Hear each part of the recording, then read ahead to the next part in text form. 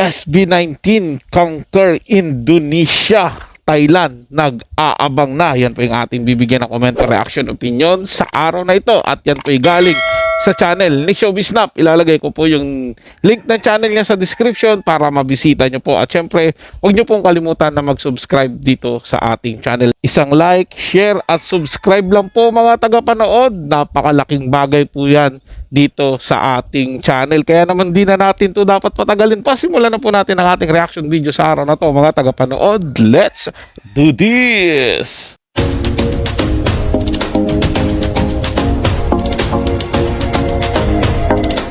SB19 update pa rin tayo. Siyempre, kanya-kanya ng post ang mga fans, ang 18.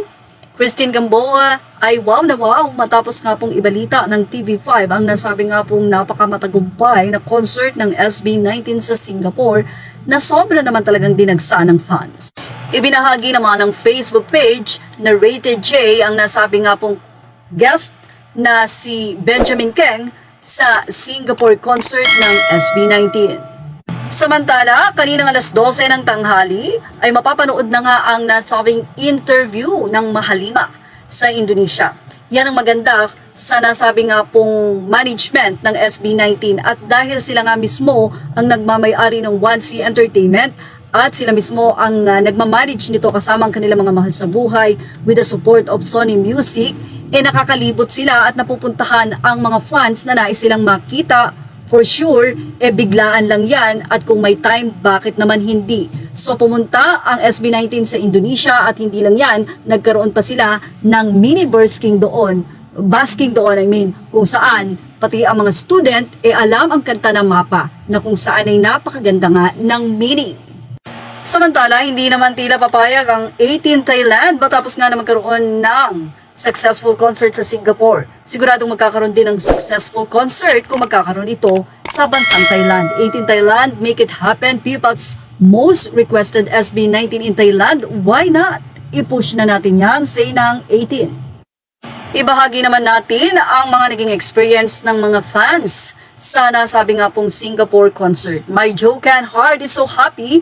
I also got lucky. My LSB came with a Kent Susan photo card. Made sure I dress up us. Thank you for all the previous shout out to Tessa Senya for my McDo photo card and Pure Gold photo card. Thank you. So World Tour SG mula kay Angel Mar at ibinahagi niya nga ang ilan sa mga photo niya sa nasabi nga pong concert sa Singapore. Actually, marami pa nga pong 18 ang nagpapasalamat dahil nagtutulungan sila kapag ka nandun. Pag nagkaroon ng problema ang isa ay tutulungan. Pag nagugutom, mayroon silang mga pagkain na dala.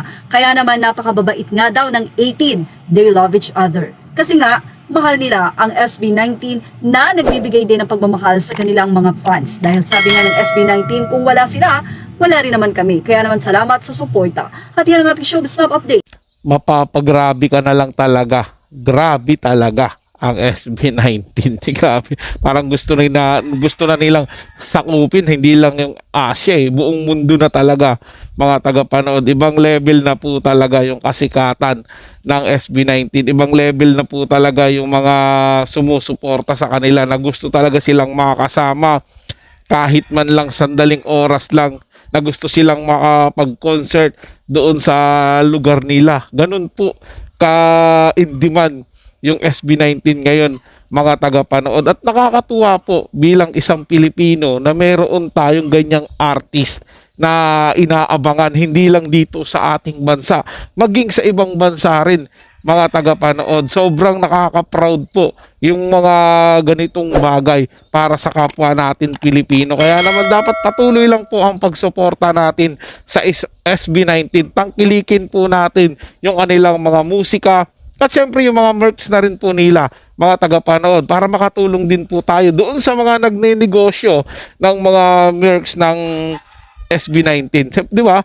Kasi syempre kasabay ng kasikatan ng SB19 ay maglilipa na rin po yan yung mga merchandise na ibinebenta para po sa SB19. Kung kayo po'y tagahanga at mayroon naman kayong budget, why not po? Bili po kayo ng mga merchandise po na may SB19 para pagpapakita po ng suporta. At syempre, tangkilikin po natin yung mga shows din po nila at patuloy na suportahan yung SB19. Kaya saludo po ako sa inyo SB19. Tuloy-tuloy lang po talaga yan at ako'y naniniwala na hindi po dito magtatapos mahabang panahon pa po yung inyong kasikatan at ang inyong mga tagumpay na makakamit. Yun lang po mga tagapanood. Ito'y comment at opinion lamang. Wala pong personalan.